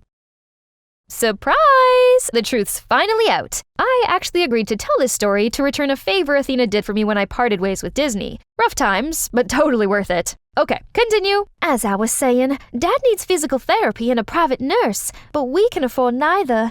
He needs your help. Mom?" "This is the first time we've spoken in so long, and you're just asking for money? I'm afraid it can't be that easy." "Really? This is our father, your ex-husband. Jeez, why did I even bother coming here asking the person who abandoned us for help? Naomi, we're leaving." "Sit down. I didn't say no, but I won't hand you a huge bag of cash for nothing. Instead, you can work for it. You do have a pretty face and quite a feisty character, and I have everything you'd need to get far in this business. How does that sound?" That took a turn, but Naomi was even more surprised than I am. Why isn't Mom asking her, but only her sister? Her introverted anti-social media sister? "No thanks. I want a nice breezy life and zero limelight. We'll figure something out. Without you." On their way home, Naomi kept nagging Scarlet for refusing a once-in-a-lifetime opportunity. She left us. That was the first time we met after so long, yet she didn't fake a smile and even try to exploit us. Can't you see that? No, you assume she abandoned us. Dad kept her a secret all these years, so we must have lied about that too. Mom's offer is a win-win deal. Don't you see how respected she is? Despite seeing Naomi's point, Scarlet was still stubborn. The way I see it, they don't have much time to argue, because right at that moment, their dad was having a heart attack. Luckily, the girls arrived home right on time and brought him to the ER. After hours in the ICU, his condition became stable, but needed further observation. Scarlet's face got paler with every word the doctor said about her father's treatment. I'm no accountant, but this bunch of hospital bills surely sounds bad. Sis, Mom's offer still stands. Do something before it's too late. Scarlet reluctantly came to see Athena again. Before signing, Scarlet had a few demands. She'd receive a fair cut of the profit and will not owe Athena anything once the contract is no longer in effect, as well as a signing advance. Also, per contract, Athena would be Scarlet's manager. This is actually very common. My mom Tish has been my manager to this day, but that's me. I can't talk about her case. Scarlet immediately transferred her dad to the best hospital in Texas. Looking at his unconscious state, she got all the motivation she needed before leaving for the city, thoughts about her future swirling in her mind. From the start, Scarlet said she didn't want anyone to know they're related. Athena, being the professional she was, agreed. Then, Operation Ultimate Fashionista commenced. First off, an extensive daily workout for 3 hours with a personal trainer. Scarlet was used to physical labor, so she didn't break a sweat. But when she found out about the strict diet she had to follow, Scarlet realized she's in hell. What's wrong with you? You make me work out but don't let me eat? Silly girl. Don't you know the camera's at 10 pounds? You'll look like a manatee in your photos unless you lose weight. Almost forgot. Scarlet moved into Athena's mansion for her private training, while Naomi stayed home for school. At the moment, Scarlet was lonely on an empty stomach. I can understand how she's feeling, because I went through the same ordeal when I started touring at age 13. Scarlet decided to sneak out in the middle of the night to search for food. However, Athena was one step ahead and already locked the pantry. Hey, sis, you caught me in the middle of my midnight supper. Oh my god, this food is bussin'. Anyway, how's Dad? I can't hear you. What's the weird noise? The sound of my pain and suffering. Watching you mukbang sure made it worse. Bye! And I'm sick of this food and this life. I need to find out how I can move to the city. Meanwhile, poor Scarlet could only sleep off her hunger, as she had to be up at 6 for training. Show business doesn't only demand talent and looks, but also the ability to handle being in the public eye. Sometimes you're a slip of tongue away from fading into oblivion. Media training was invented so we can learn to be public figures. That entire morning was spent on correcting Scarlet's posture, walk, and mannerisms. One more time, action! Hi, besties! Get ready with me to go to a ball! Stop! What now? Your accent. It's too distracting. Should we get rid of it? Perhaps tone it down a bit. It'll make her stand out. But we don't want too many risks. Risks? This is how I talk! Not anymore. That's enough for today. Thanks for coming in. Scarlet, of course, had no say in any of this. Now Athena's the one driving, and Scarlet's only in the passenger seat. Is she trying to make me a star or a slave? Can't she at least not look like Grumpy Cat and sound like a dictator all the time? Geez, I have to learn strange stuff and change so much about myself. There's nothing wrong with my waiter accent. What's all this for? Sis, everyone who wants to be famous has to learn everything you just said. And the people Mom works with are all big names in the industry. So cool. Mom? To her, I only exist during business hours. I'm sure she wants the best for you. How about this? Ask her if I could come live with you. I could be your mediator. The responsible big sister side of Scarlet thought that's not a great idea, but the lonely teenager in her was craving some company. So, she asked and got Athena's approval right away. Naomi coming here is like returning to her natural habitat. This is amazing. Thanks, Mom. I can't wait to see this city. I don't have time to show you around. But here, take a cab and buy yourself something. Is it just me, or does she seem to get along much better with Mom? I totally see it too, Scarlet. When Scarlet's image became much more marketable, Athena got her first ever fashion photo shoot. But since this was Scarlet's first time modeling, she struggled the whole day, but couldn't seem to have any good shots. Let's try again. Remember, we want clean, athletic, smiley. Yeah, and she's giving dirty, tired, and paunchy. Everyone take 10. That's it! Look at all this stuff, guys. Isn't it crazy? Ah! What's wrong? Talk to me. I can't take this anymore. She is vicious. She doesn't give a flying crap that I beat myself up trying and orders me around like a puppet. This is draining me day by day. I'm exhausted. Naomi could only offer little comfort pats while listening to Scarlet's rant, but she's secretly thinking that her sister didn't know this was the life that others would kill to have. Little did Scarlet know, Naomi came to Athena immediately afterward. Mom, I want to be famous too. Make me. Sorry, that's a no. What does Scarlet have that I don't? I can do everything she does with a smile. You're only seeing this at a surface level. Scarlet's got that X factor. That's why I chose her. She's special, and you're not. That's it. She doesn't want that anyway. Who says? Show me.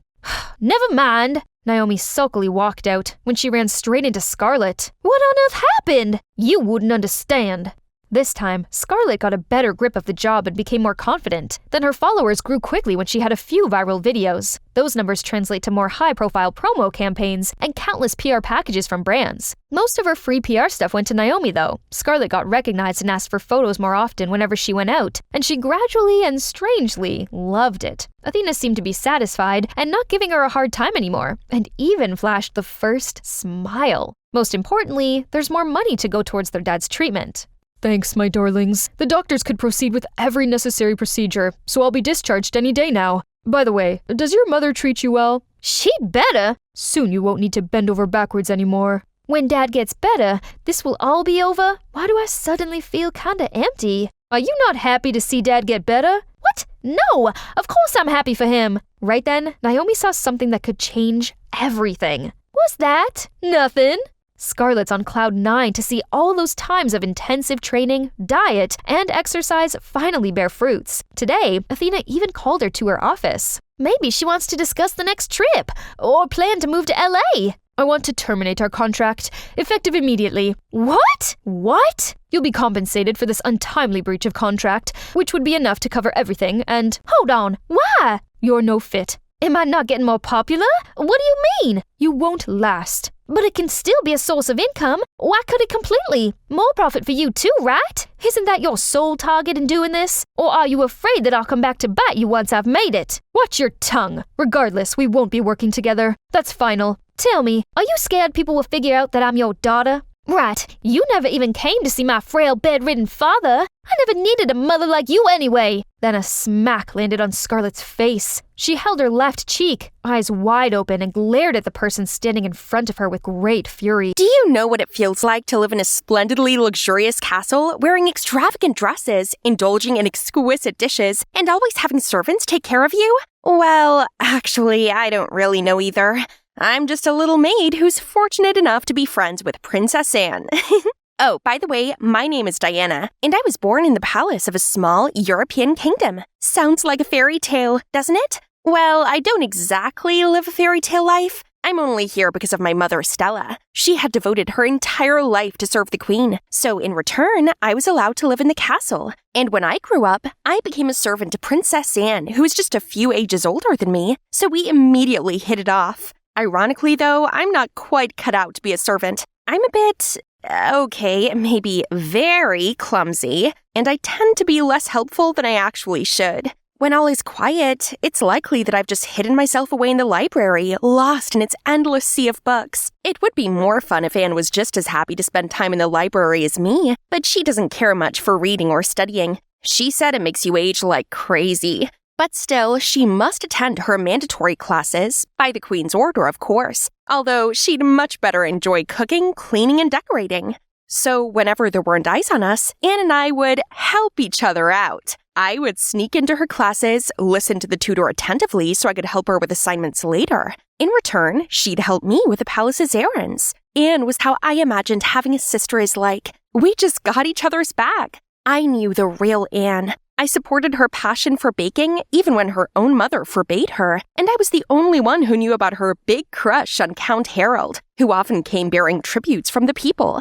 Anne was so kind that she always gave me plenty of good food to share with Mom and other maids. But Mom wasn't too thrilled about this. For some reason, she was always anxious seeing how close me and Anne were. Don't forget your place, Diana. Princess Anne is still royalty, and you're just a little maid. Be sure you never cross the line with her. She's just trying to help us, Mom. Don't worry, I'll be careful. Then one day, Anne found a beautiful vintage dress from her closet and convinced me to try it on. I agreed, and once I stepped out of the changing screen, Anne was amazed. See, you'd make such a gorgeous princess. Did I ever tell you you remind me so much of my aunt, the late Queen Mary? I don't have much memories of her, but I've seen her picture in the royal family tree, and you very much share the same aura with her.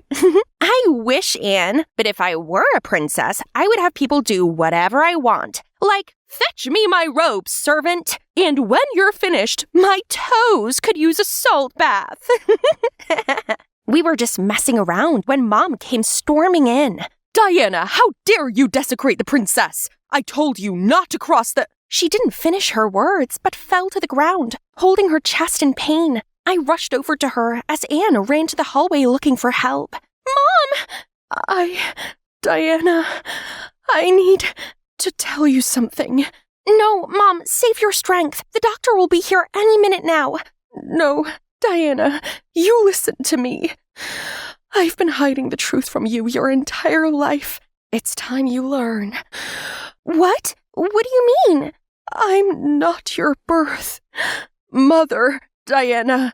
Just find my safe, okay? The answers are there. And don't tell anyone. She took one last breath before closing her eyes. The doctors rushed in, but it was too late. She had a heart attack with a pre-existing heart condition, so she didn't stand a chance. I spent the next week doing nothing except grieving my mother's passing. It didn't even bother me that we were not genetically tied. In my eyes, Stella was my mother, the only family I had. She loved and cared for me more than anyone else ever could. It hurt to even be here in her room, feeling her presence surrounding this place. But as I was going through her stuff, I accidentally stepped on a section of the floor that sounded hollow. It immediately sprung open, revealing a secret cellar underneath. The first thing I noticed was an intricate key-shaped necklace. Next to it was a letter, unveiling that this was an heirloom from my birth mother, who was none other than Queen Mary herself. Even more shockingly, she was still alive. On the day I was born, by Miranda's order, I was separated from Queen Mary, and she was held captive in the castle's dungeon. If it weren't for her pleading Miranda not to harm me, I might have been thrown into some orphanage far away. Instead, I was placed in Stella's care, as Miranda wanted to keep a close eye on me to prevent any chance of betrayal. Stella had regretted following Miranda's order ever since, as she grew to love me like her true daughter. She wanted to run away with me, but the thought of Miranda finding out and putting her family in danger stopped her. But she'd hoped that one day I'd be reunited with my mother. None of this felt real. My hands were still shaking as I held the letter. I need the answer to all my questions. I owed it to my mother to fulfill her dying wish. That night, following the instructions my mother left in her letter, I pretended to be a maid bringing food to prisoners and went down the secret tunnel. There were no guards in the large abandoned prison, only a thin, emaciated woman. Slowly and carefully, I approached her. Are you Queen Mary? I handed her the necklace. The woman's eyes lit up, and she looked up at me in shock, tears welling in her eyes. Diana. I nodded. She pulled me into her arms and cried in joy, but then she abruptly pulled away from me. What are you doing down here? Miranda is going to find out. It's too dangerous. You need to leave. It's okay. No one knows I'm here. They won't find me. Still, it's too risky. My sister is an evil woman. She always wanted to be the queen. So she picked the day I was at my weakest to imprison me, subdue you, and falsely declared my demise during childbirth. That's how she eliminates any obstacles that stop her from seizing the kingdom. But Miranda will never be the queen in people's heart. She's nothing more than an oppressor, and it pains me to know she has corrupted our kingdom. But you are here now, Diana. You're the true heir to the throne. You have to stop Miranda. Me?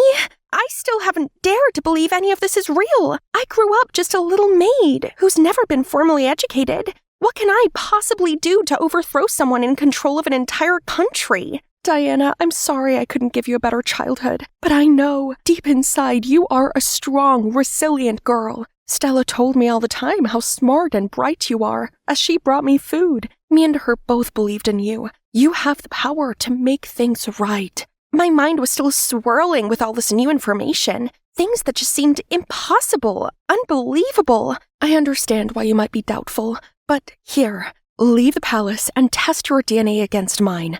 Once you confirm your identity, you can decide what to do next, but you can't stay inside the castle any longer. 'Cause once Miranda finds out you know the truth, she won't leave you alone. I hesitated for a moment, but I knew what needed to be done. So, early in the morning, I packed up some belongings and grabbed some food before sneaking into a freight truck that was about to leave. But then I suddenly bumped into someone. Hey, watch where you're going! Shh! Keep it down! Why? Don't tell me you're some kind of thief. No, I'm a maid. I'm just not allowed to go outside the palace. But, the princess desperately wants to make a Dutch chocolate cake, and the storage is out of ingredients, so I need to go to market. And did you plan to sneak into my truck and have a free ride there? I didn't know it was your truck, but if you can help me, that would be lovely. And what would I get in return? My company. Fair enough. It's a lonely ride. By the way, what's your name? Diana, what's yours? People call me Harry. Now let's get going. We hopped into the truck, and Harry turned out to be not such a bad companion. It was nice to have someone else my age to talk to for once, especially a handsome one. Then he turned on this music that's called pop. I swear, it was so good, I couldn't help grooving along. This song is my favorite. Do you know it? Nope. The Queen doesn't even allow us to own a radio. Oh, wow. Maybe I can sneak one in for you. I would absolutely love that. After a while of driving, we took a break in the forest to stretch our legs. I shared with Harry some cookies and baked earlier today, when suddenly a snake coiled around the lower part of my leg and sunk its teeth into it. Pain immediately shot up. Moments later, Harry dislodged the snake and threw it away. Then he leaned over, sucking the venom out of my wound without hesitation. I blushed, both confused and flattered. He grabbed some clean cloths in the truck and helped me bandage the wound. I'm sorry, that was weird. No, that was kind of you. And I really hate to say this, but I don't think the snake is poisonous. I read about it in a book once, but still, thank you for saving me. His face turned bright red even for minutes later. It was so cute. We then continued our journey. When we arrived in an aristocratic area where people seemed to be living in luxury, I began to doubt that the kingdom was as poor and in bad shape as Queen Mary had said, until we arrived at the commoner community. I was taken aback by the small buildings and houses that were old and crumbling. The market was basically desolate, with only a couple of sellers in sight. I couldn't even find any baking supplies there. It was growing dark, so Harry asked if I wanted to crash at his place. I had nowhere else to go, so I agreed. Harry's house was shockingly small, but it was clean and cozy. His father is a doctor, and his mom takes care of his 3-year-old sister. They kindly welcomed me and invited me to have dinner with them. Although it was frugal, to say the least, and I could tell that everyone was still hungry after the meal. I have a loaf of bread in my pack. I'd love to share it with you all if that's okay, to thank you for your hospitality. Harry's mother smiled and nodded, and his little sister squealed in delight as she dug into the loaf of bread. Since the famine began, everyone has suffered, even the ones with good jobs. We've all needed to tighten our belts a bit.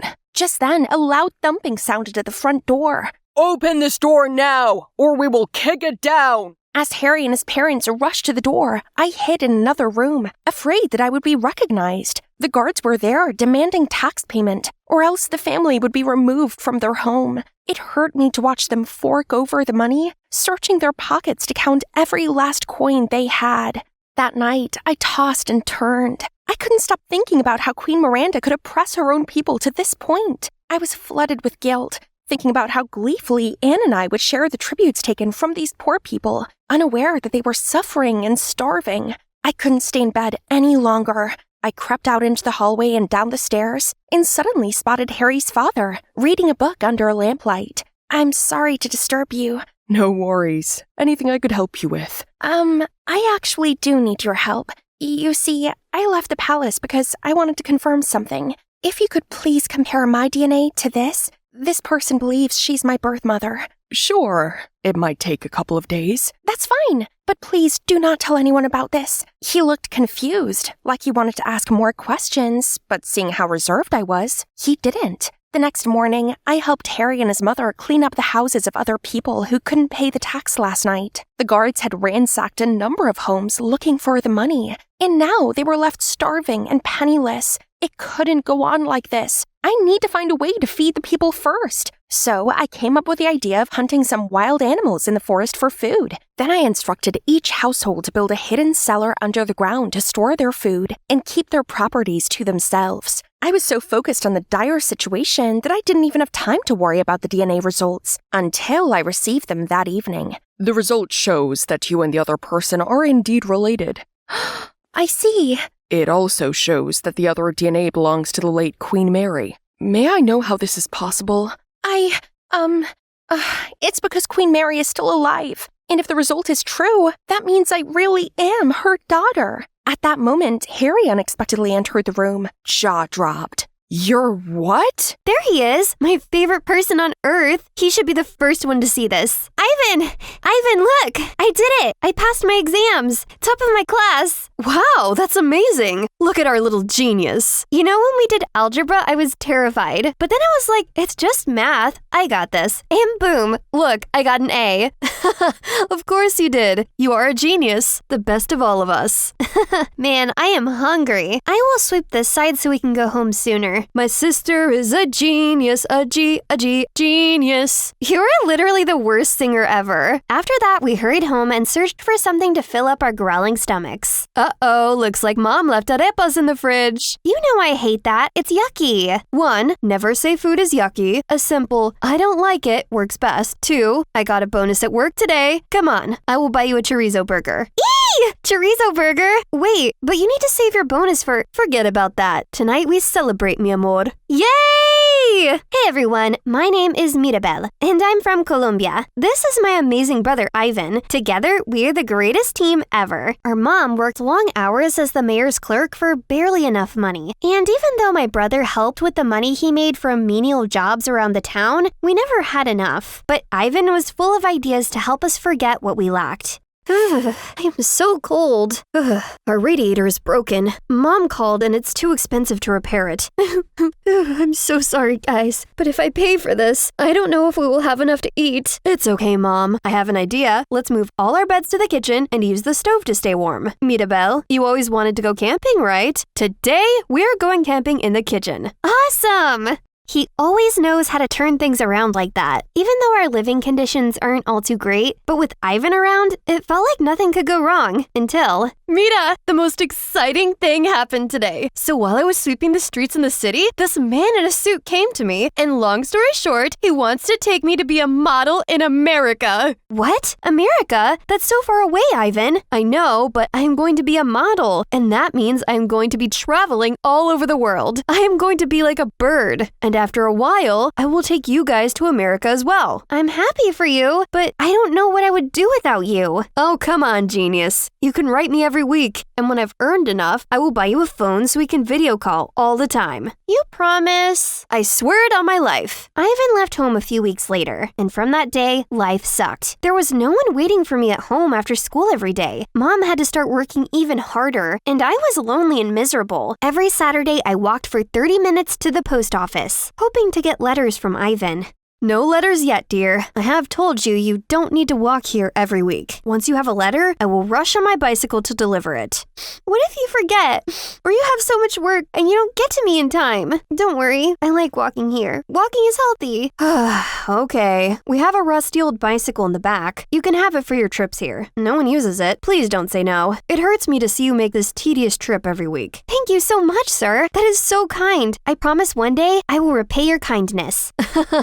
I know you will. I excitedly went to get the bike. This probably was the first time I felt happy about something after Ivan left. I was pedaling while humming my favorite song when I bumped into a rock which made me lose balance and head straight to the sidewalk. Oh my god, I am so sorry. It's been a long time since I rode a bicycle. A bicycle? You call this death trap a bicycle? Now I have to get a tetanus shot because that filthy thing touched me. I am sorry. Yes, the bike is dirty, but I don't think you will get any diseases. And I am supposed to take your word for it? Do you even know what a tetanus shot is? Listen, Listen, boy, I have said I am sorry, and I don't know what else you want from me. I am very sorry. Goodbye. How dare you? Come back here. With my new bike, I dropped by the post office more often, but life didn't get any better, as there was still no word from Ivan, and later that summer, I graduated high school. I knew my mom couldn't afford college, so I got a job helping the postman deliver his mail. One day, I had to deliver mail to the Santiagos. They were the most powerful family in our town. Their house was a castle. My heart was tumbling in my chest as I placed the mail in their mailbox. As I turned to leave, I heard a voice from the hedges. I looked over and saw the devil boy.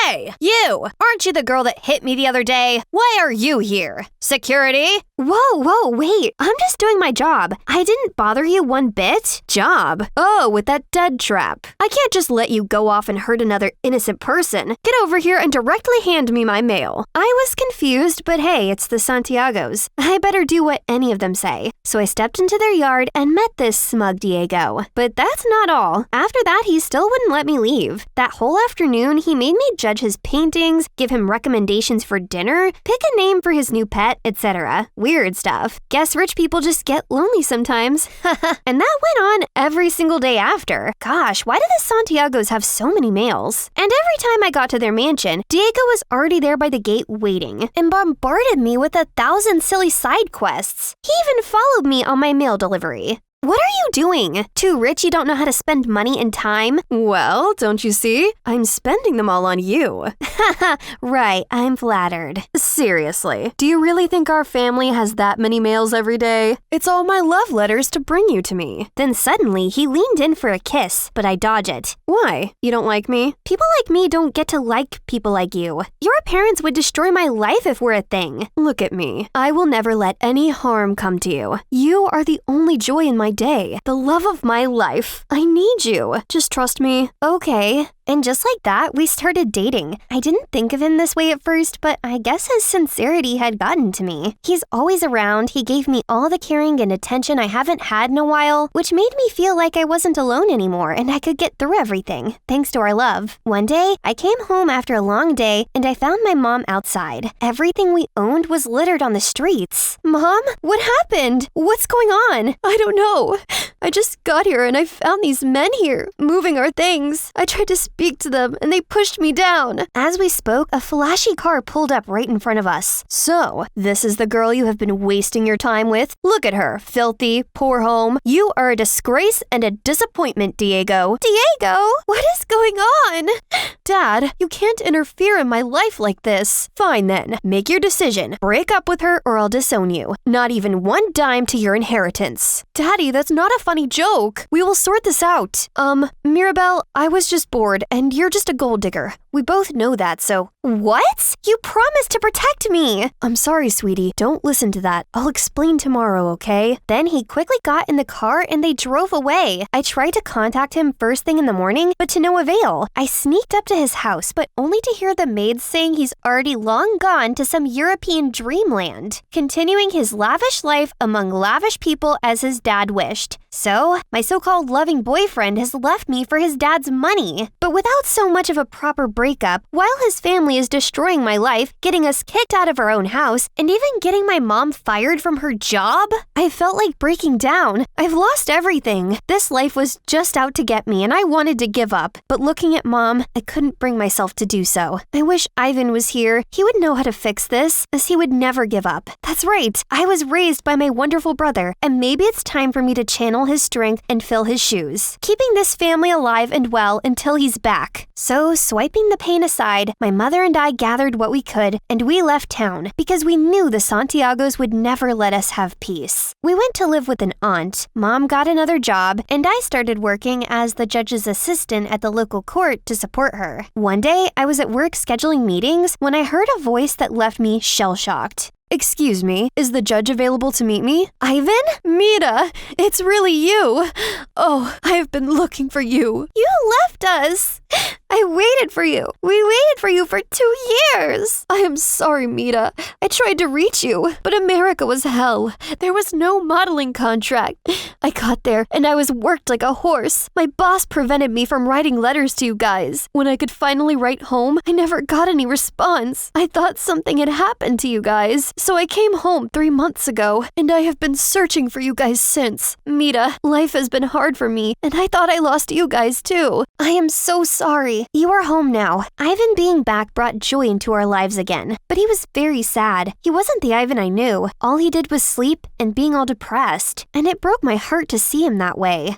Ivan, you need to snap out of it. What am I supposed to do now? Go back to sweeping the streets or go back to America and start from zero? How do I know things would be different now? I have learned that if you want to make something happen, you have to do it yourself. Ivan, we are going to America. I was saving my salary to get a college degree, but we are going to use it to go to America. You are right. There is nothing for you here, and it's going to be different this time because you are going to have us. But what about you? You were supposed to go to college. Yes, but you are forgetting that I am a genius. I will always find a way to make it work. Okay, let's do it. America was different. Ivan actually got a modeling gig this time, and in 6 months, we were comfortable enough that my mom didn't need to work long hours. Everything was looking up. I applied for a national scholarship, which I won, and I got to go to law school. I graduated top of my class, and I can never forget the joy on my mother's and brother's faces when I read my valedictorian speech on graduation day.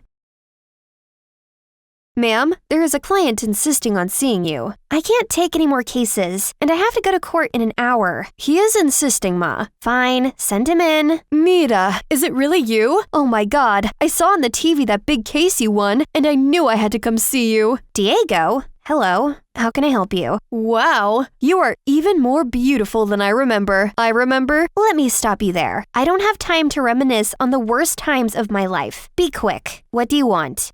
Mirabelle, you know I had to do what my dad wanted. He was going to disinherit me. I didn't want to hurt you. What do you want? Okay, my company, we are having an issue with taxes, and we need a good lawyer. Everyone is recommending you as the best in town. Please help me, for the old time's sake. Sake? I'd spit on that sake. You are delusional if you think I would ever help you. I hope your company burns. It's been nice chatting with you, but I have to head to court. My fiancé is waiting downstairs. Goodbye, Diego. I hope I never see you again.